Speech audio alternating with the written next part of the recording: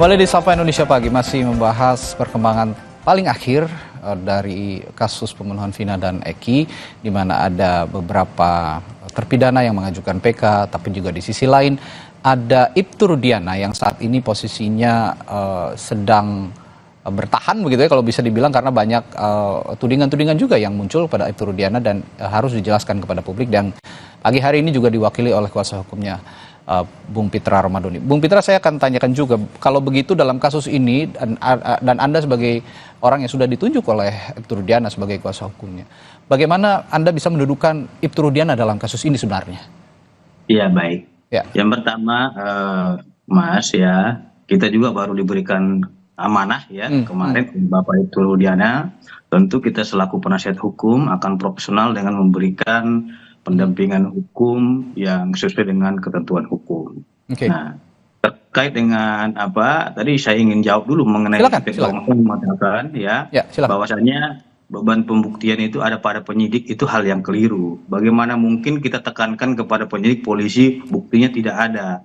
Itu namanya memaksa seseorang untuk melakukan penetapan tersangka terhadap orang tapi bukti yang tidak ada. Itu perlu harus digarisbawahi. Beban pembuktian itu adalah pada pelapor. Tentunya pelapor melaporkan suatu hal itu harus memiliki bukti permulaan dulu ya, yang cukup dan sah. Minimal 2 alat bukti yang sah. Jadi nggak bisa juga kita bilang nanti biar penyidik aja lah mencari buktinya semua. Nggak boleh seperti itu. Kalau ada bukti permulaan itu nanti pengembangannya di penyidik itu betul. Tapi kalau semuanya diserahkan ke penyidik tanpa ada bukti, itu nggak boleh. Itu nanti bisa di SP3 gitu loh. Atau di SP2 litkan. Nah, jadi asasnya tadi sudah saya sebutkan ya, bahwasannya asas onus probandi, artinya beban pembuktian itu ada pada penuntut. Nah, jadi terkait dengan tudingan-tudingan pihak-pihak lain ini saya lihat banyak bermunculan seperti jamur ya. Salah satu contohnya ada kemarin yang mengaku suruhan dari Bapak Ibtu Rudiana, namanya Rana, penjaga makam. Dan dia menyatakan saya disuruh oleh Ibtu Rudiana untuk menjaga makam Eki, dilarang orang berziarah, katanya gitu. Komprehensif dia lagi. Terus dilarang untuk ngambil foto-foto. Saya tanya langsung ke Pak Ibtu Rudiana, apakah benar Pak seperti itu Bapak suruh orang untuk melarang berziarah? Oh tidak, saya tidak kenal dengan yang namanya Rana, kata beliau.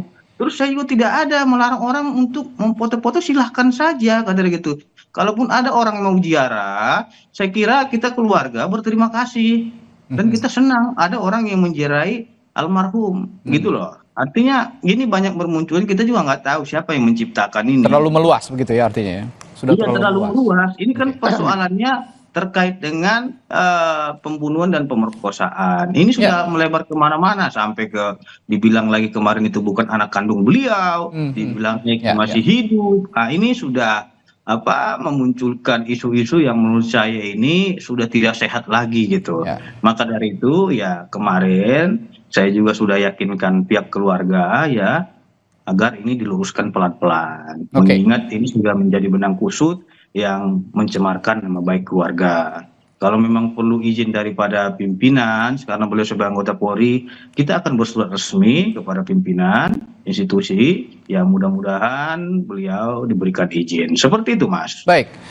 Pak Susno, kita sempat diskusi juga beberapa pekan yang lalu ya, pekan lalu kalau saya tidak salah, dan ada beberapa hari juga kita intensif itu berdiskusi bahwa Ibtu Rudiana ini punya peran penting untuk menjelaskan titik terang kasus ini. Dan saat ini diwakili oleh Bung Pitra, ya setidaknya Ibtu Rudiana sudah muncul ke publik ya melalui Bung Pitra begitu. Bagaimana Anda melihat kemunculan Ibtu Rudiana ini sekarang dan dengan diwakili oleh Bung Pitra Romadhoni sebagai kuasa hukumnya? Bagaimana Pak Susno? Pertama saya bersyukur ya, apalagi sudah mendengar statement dari Bung Pitra ya, bahwa dia sudah resmi menjadi penasihat hukumnya. Berarti keterangan-keterangan dari Bung Pitra terkait dengan Ibtu Rudiana itu resmi gitu. Datanya penjelasan resmi. Ini bagus sekali.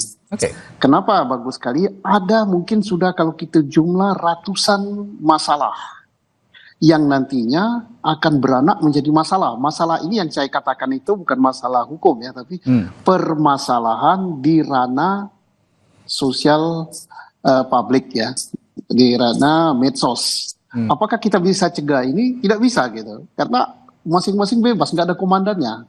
Nah, yang bisa menjawab ini, bisa menjelaskan ini adalah Ibtu Rudiana langsung dan atau penasihat hukumnya. Ya. Misalnya saja, Ibtu Rudiana menghilang, dilindungi, anaknya yang meninggal itu bukan anaknya, dan sebagainya, termasuk Ibtu Rudiana adalah merekayasa kasus ini. Itu akan berkembang terus. Tapi nanti apa yang dikatakan tadi diinventarisir, entah mau dijelaskan sekaligus, entah satu-satu atau selima-lima, itu bagus. Publik menunggu itu. Ya. Dan jangan biarkan ini berkembang. Kalau ini berkembang terus, ya, kita akhirnya berdebat, memperdebatkan sesuatu statement yang belum kita dapat dari sumber resmi, ya. Betul.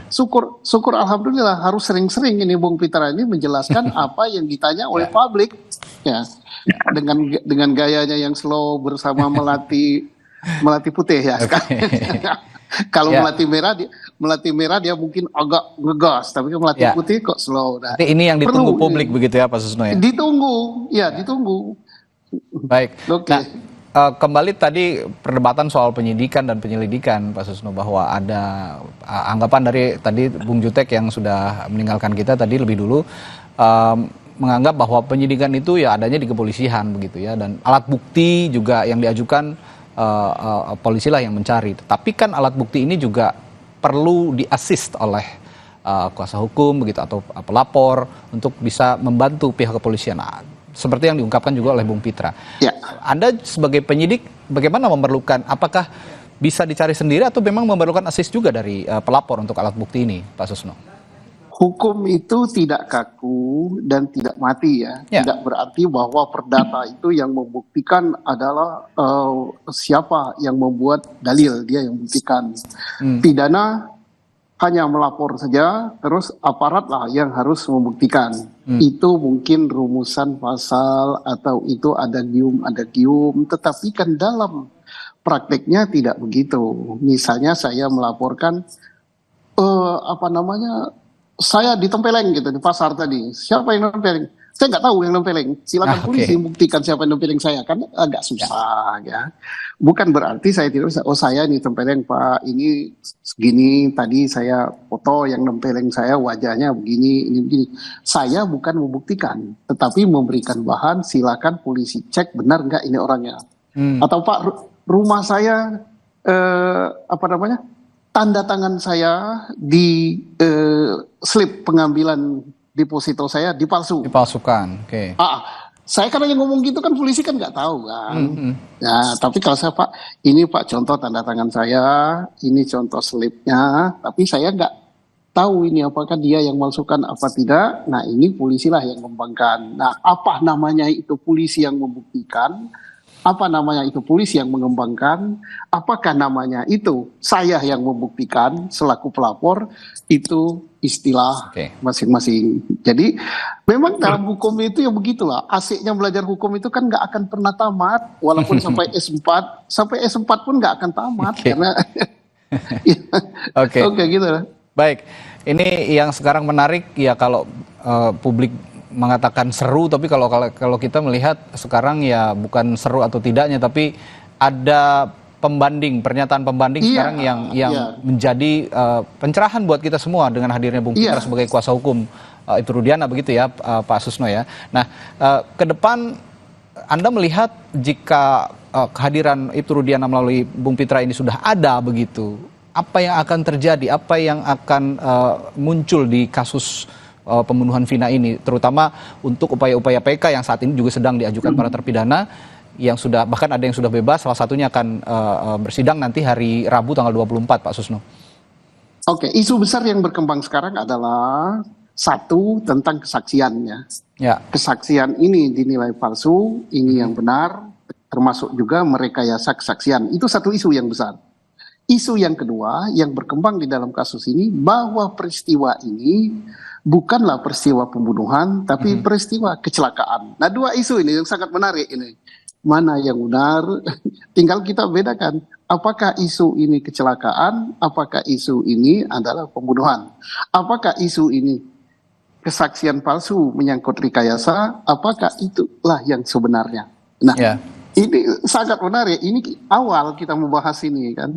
Kita belum bisa mengatakan atau mempunis, memberikan judge bahwa ini palsu. Tidak. Marilah kita lihat dan publik ikuti dengan seksama. Inilah pelajaran hukum yang mungkin 3-4 semester ini.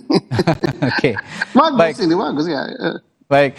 Terakhir untuk Bung Pitra, saya tanya dulu keadaan Pak Ibtu Rudiana saat ini bagaimana? Dalam kondisi baik, dalam kondisi sehat?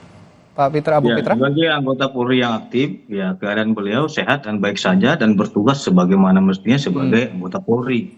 Jadi tiap hari itu tidak ada beliau menghilang. Jadi kalau dikatakan hilang nggak ada lah ya? Ada sebenarnya ya? Karena beliau itu melaksanakan tugas kedinasan. Tentunya bukan hanya terkait dengan proses hukum saja yang harus beliau pikirkan. Akan tetapi beliau juga memikirkan terkait dengan tugas kinerja ataupun kedinasannya. Dan tugas menafkahi keluarganya. Saya kira itu yang harus kita sampaikan terkait dengan kondisi Pak Rudiana. Terus yang kedua, yang mengenai beban pembuktian itu, saya ingin luruskan. Terkait dengan beban pembuktian itu haruslah dibuktikan terlebih dahulu. Contohnya di Tempeleng. Buktinya apa di Tempeleng? Apakah ada visumnya, kepalanya memar, kan gitu. Atau saya merasa dicemarkan nama baiknya. Buktikan dulu yang dicemarkan nama baiknya yang mana, fitnahnya yang di mana. Jadi nggak bisa kita ujuk-ujuk memaksa polisi untuk memproses orang, tapi buktinya nggak ada. Itu nggak bisa seperti itu. Tugas polisi itu hanya mengungkap, gitu loh. Ya. Apakah ada perbuatan pidana atau tidak, itu pengungkapan yang dilakukan oleh pihak kepolisian dari bukti permulaan yang cukup. Itu yang saya maksud. Setiap apapun yang kita lakukan itu terlebih dulu ada bukti permulaan dulu. Jangan kita ujuk-ujuk, ya itu tugas polisi, buktinya ada di polisi. Nggak bisa, itu namanya pengaduan palsu. Baik. Ya, ini kedepannya akan kalau dilihat publik mungkin seru, tapi untuk kita semua ini sama-sama mencerahkan, karena apapun argumentasinya dari kuasa hukum Ibtu Rudiana, Bung Pitra, atau dari kuasa hukum para terpidana, intinya adalah kita melihat kebenaran. Yang muncul tetaplah di tengah itu adalah kebenaran. Nanti yang akan ditunjukkan kepada publik adalah kebenaran yang tentunya bisa dipertanggungjawabkan di depan pengadilan. Baik, terima kasih kuasa hukum Ibtu Rudiana, Bung Pitra Romadhoni, dan Kabar Eskrim Polri 2008-2009, Komisaris Jenderal Purnawirawan Polisi Susno Duaji telah bergabung bersama kami di Sapa Indonesia Pagi. Sehat selalu Bapak-Bapak, sampai jumpa lagi. Amin, sehat selalu, sampai jumpa lagi. Baik, saudara, setelah jeda ada informasi lainnya. Anda masih ingat Jessica dalam kasus kopi sianida? Yang terbaru, kuasa hukum Jessica akan mengajukan peninjauan kembali atau PK terkait kasus kopi sianida. Kami punya informasi lengkapnya sesaat lagi.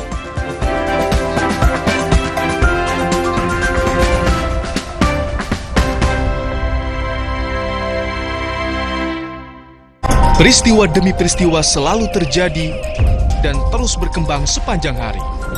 Saat Anda membutuhkan informasi dengan perkembangan berita mutakhir, jadikan kami mata dan telinga Anda untuk berbagai aktualita terkini.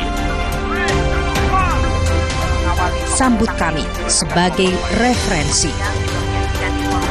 Ikuti semuanya di Kompas TV, independen, terpercaya.